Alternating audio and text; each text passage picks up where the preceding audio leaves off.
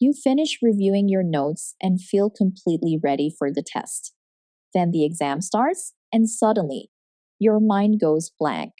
Your brain may have tricked you into thinking you learned it, because rereading can feel productive, even when the information is not actually sticking. But if you stick with me for the next few minutes, you'll see why that happens. In this video, you will learn what retrieval practice means, why a little struggle can help you remember more, and how to use it in your next study session.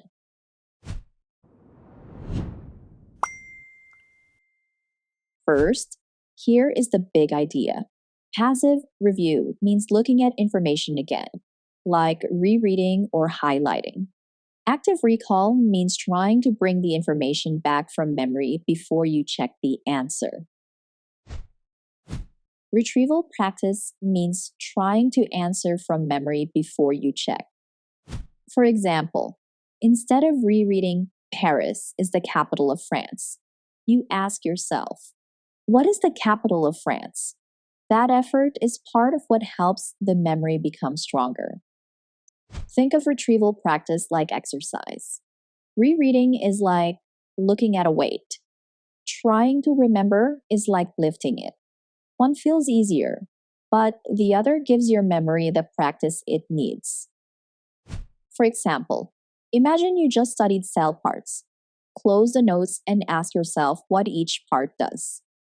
What does the nucleus do? It directs the cell. What do mitochondria do? They release usable energy. What does the cell membrane do?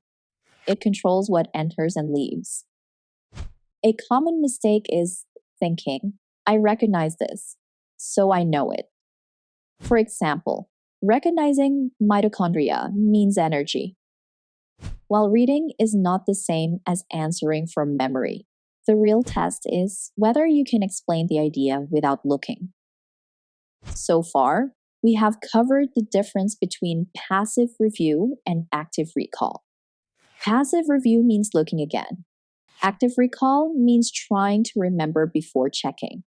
We have also seen that this effort helps memory grow stronger. Want to remember this technique long-term? Tap the link for Quizlet study tools. Then jump back into the video. Lock in what you learned and keep going. Next, let's use the same method with history.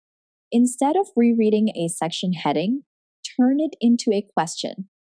A heading like Causes of the American Revolution becomes, what were the causes of the American Revolution? Suppose the heading is Causes of the American Revolution. Close the book and write what you remember. You might write taxes, lack of representation, and British control. Then check the page and add anything important that you missed. Here is the catch. Quizzing yourself right after studying can help, but it may feel too easy because the answer is still fresh. Reviewing again, after some time, makes your brain work harder, and that helps the memory last longer. Try this simple loop. First, read a small chunk. Next, close the source. Then, say or write the key ideas from memory. Finally, check your answer and fix anything you missed. Another option is a quick brain dump. Pick a topic, set a short timer, and write everything you remember. After the timer ends, check your notes. The missing pieces show you exactly what to study next. Let's recap.